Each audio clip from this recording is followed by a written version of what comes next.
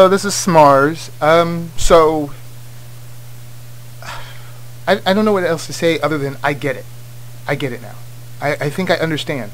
And having said that, what it is that I understand is I understand. I finally kind of understand this whole thing with Thrillbent and Mark Waid, and I actually talked about it earlier.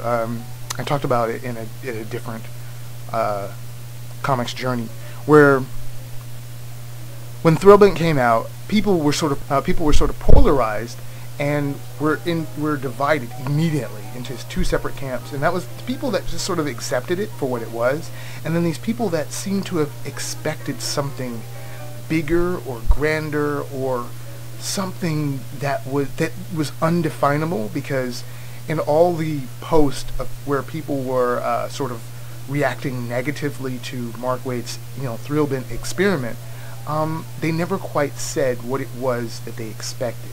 There were a lot of people. There were some people that were like digitally poking their finger in his chest, saying, "You said this, and you promised that."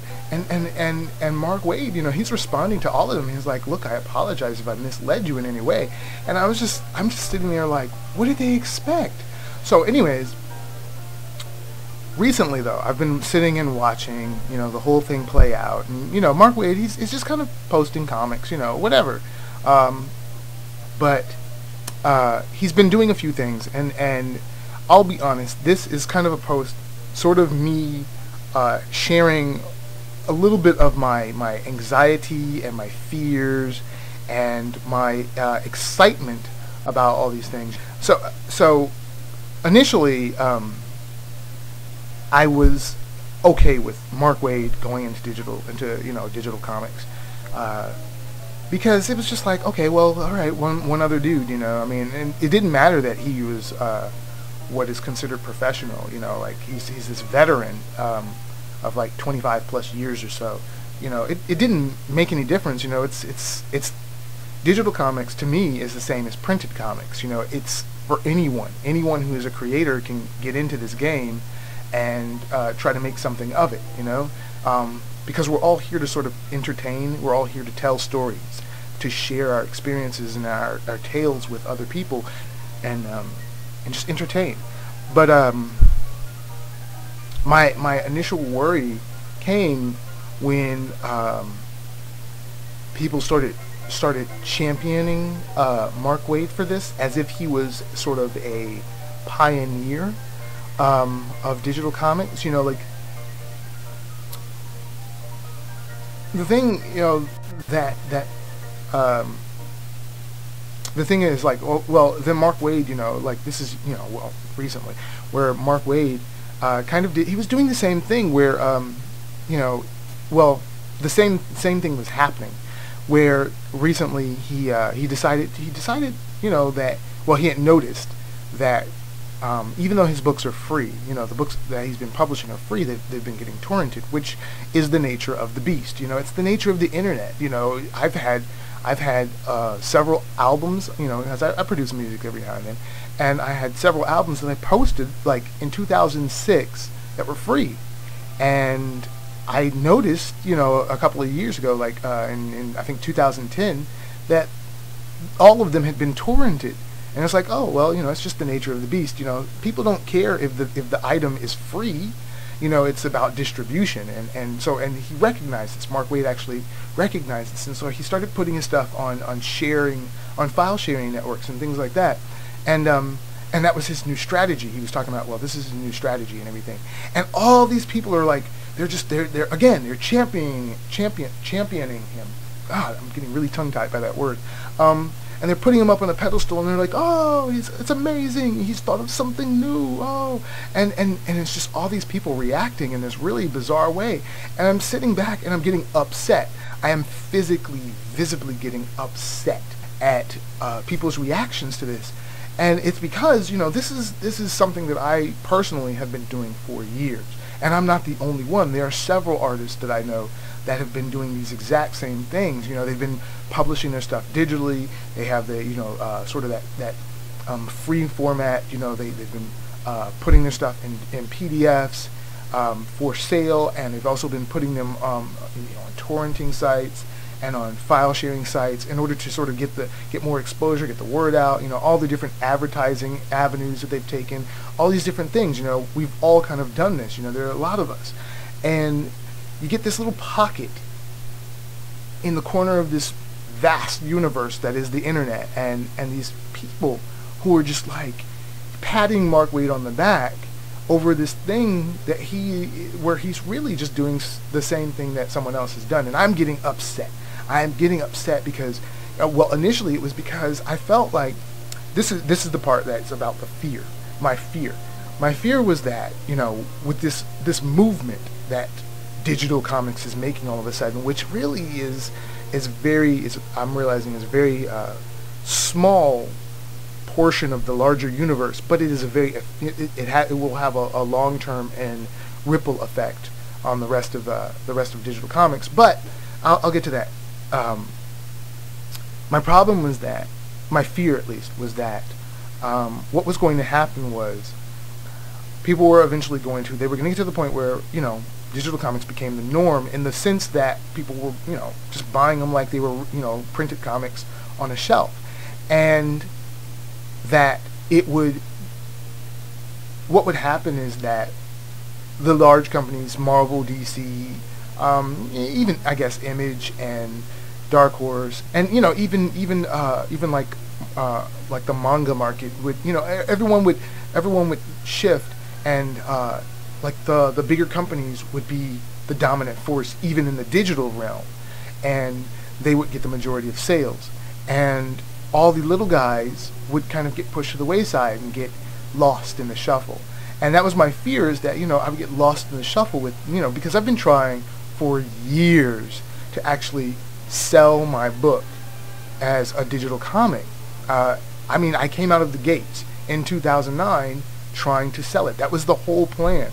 The plan was to make a living off of my comic by selling it digitally. I had no intentions to be at the point that I'm at right now, where the book doesn't make me any money, but I keep doing the book, just because I want to tell the story, sure. But I the whole time I was hoping to make money off of it in the same way that I used to make money off of my printed books. But at the time, for the most part, the world wasn't exactly ready. We weren't really at the place that we are now. There weren't that many people with tablets, and there weren't that many people willing to put any sort of value in PDFs or any sort of digital download. There was no value really in any of them in 2009. It's really interesting to see in only a few short years, the sort of upswing, this acceleration, in interest and people finding value in it. But so again, the problem was I was worried that when you have a guy like Mark Waid get into it, or even even a guy like Scotty Young, who we're talking about well-known people, coming in, when you have them sort of coming in and doing these things that lesser known people have been doing for a long time, it's just the part of me that gets scared. It's that part that my fear is that I will be forgotten about, that I will that I'll disappear into the dark, basically, that I'll get swept under this huge wave that comes with all of these big name creators who exist in the print industry, moving over into the digital industry, and making such a huge wave that all the little guys who really kind of pioneered these things, this whole movement in the first place, all those little guys will get washed away, or just forgotten about, because they don't drive as much traffic and their name is not as well known, and just things like that. And that was my personal fear. I had a fear for a lot of other artists, other creators, as well as myself. And my reason, the reason for the fear is simply because this is something that I want to do for the rest of my life, and I want to make money off of it, but I can't actually make a living off of it if no one is willing to recognize the value in it. And with bigger, more popular artists and creators, writers, and companies moving into this realm that I've been sort of trying to work my way up in, they just kind of come in and sort of muscle their way in and just kind of squat, and they instantly are able to make money because they're an established company or established creators, and it sort of makes it difficult, it seems, for the little guy, and it's just a fear. It was just a fear that was going to happen, and I wouldn't say that it's necessarily happening, but to a degree it is, and I'll talk about that. But that was my problem, and that fear, like all fear, eventually boiled over into anger. And so suddenly I was angry at not really Mark Waid, but everyone else. I was angry at their reactions to the things that Mark Waid was doing, because they were treating it like it was pioneering, like it was something brand new. And so I was angry for, probably about a good solid week, about a good solid 7 days. I was angry at people. People I had never met, people that were purely on the internet. And I mean, it was ridiculous, I realized, by the end of that week. It didn't make any sense. I mean, it was just Mark Waid and people who were reacting to what Mark Waid was doing, and then it really started to sink in. And that's when I understood. I understood when because I was sitting back when he was talking about the whole the whole file sharing networks thing and torrenting and things like that, and I was looking at people's reactions, and I was like, are these guys really, this is something that they never thought about doing? This is really something that they never thought about doing? Are they that distanced from sort of the general way that the internet works that they never thought about that, taking that particular avenue as a form of marketing themselves, as a form of sort of getting more exposure? I mean, I instantly thought about that, and I know tons of other people that is sort of, that's how they thought, that's how they think, and it just I think mostly that's what happened, is it surprised me at how many people didn't think about it. And when I really realized that it was more surprising to me versus making me really angry, it was less angering to me and more surprising. And then I realized what Mark Waid was, what Thrillbent is. I realized that he is he's like one of those sources that's going to bring about like the popularity and acceptance among like the naysayers for digital comics, because of Mark Waid's notoriety. He's a well-known person in the comics community. He's respected, and he has so many years in. He's a veteran that to the degree that people are willing to take a chance on what it is that he is willing to put out. I remember getting into heated debates with people over digital comics, actually only probably about a year ago, in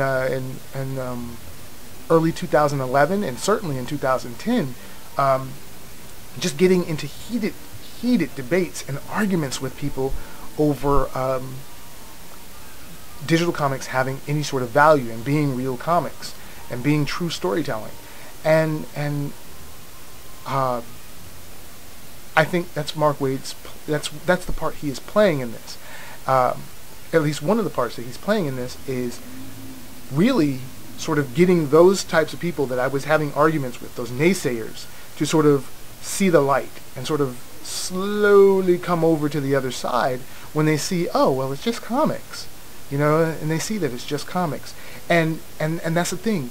Mark Waid also serves as a sort of gateway for other established and well-known and respected creators that work in the print side of comics to cross over into the digital side, which, you know, has a ripple effect. It has a ripple effect. You know, the more and more of these creators that join in the digital sort of effort, the more readers join, the more readers accept, the more normal this whole thing will become. And that's what I realized, and I started liking it. I was like, oh, it makes sense. Because, I mean, I was listening to Jimmy Palmiotti's his podcast. He has a podcast. I just found out he had a podcast. And I listened to one episode. I've only listened to like one episode. And in that episode, he was talking about a comic that he's doing. And I thought he was producing his own digital comic. And it turns out it's a Wonder Woman comic. But still, it's a digital comic about Wonder Woman. It's purely digital. It's not meant for print, I don't think. At least that's the way it looks. It's purely digital. It's laid out in a very interesting sort of, it's a landscape format. It's 2 landscape panels. From what I've seen, a lot of the pages are laid out as 2 landscapes on top of one another, when I don't understand why you wouldn't just go with 1 landscape at a time. But the only problem that I do have is that the cover is a vertical, it's a regular vertical comics cover, a print comics cover. And that's weird to me, because you have a vertical cover and then it transitions into a horizontal comic once you enter the actual pages, the interior pages. It's really silly, and it's like they can't quite disconnect 100%. You know, they're still very much attached to tradition, and that's the thing. You know, comics is sort of an art, sort of an industry based on tradition and upholding tradition, sort of the same way that animation is, and it really bothers me in both. But that's a conversation for another day, another time. But yeah, no, I saw it. I realized that that's what Mark Waid is. He's sort of a gateway for enjoying this new, or, well, not really new, but this thing that they've always been enjoying in this new form, you know. And I like that, you know. I realized it, and I get it, you know. I get it. And it kind of makes me feel I'm a little bit more I feel a little bit more positive for the future of digital comics, and the possibility of being able to make a living off of this, because if it's accepted more and people are willing to actually pay for high quality PDFs or CBR files, or even CBZ files, or whatever format that you might publish your book in, if people are willing to pay, you know, not a heavy price, but, you know, a fair and reasonable price for digital content, and find value in digital content, the same way that they find value in printed content, then I don't know. I can see. The thing about it is, I see it as sort of being an extension of what has already existed for the last few decades, and that is that the major companies can exist and they put out their books, and the independent guys exist and put out their books, and they all coexist, you know, in this same world. They exist and create this huge variety for the reader, you know, for everyone, you know, that enjoys reading comics. And I see sort of the digital realm taking on that form, you know, becoming an extension of the print comics industry. And that's what I really want it to be. I want it to be an extension where a regular guy like me, who's not considered professional, who's considered an independent, a self-publisher, can actually make a living just like, you know, maybe a professional, or, you know, somebody who works under one of the big 3, you know, in the same way that they can make a living. And I mean, that's what I look forward to. That I hope that's what's coming. That's certainly the way that it looks. But that's what I realized. I get it. I get it now. I get it.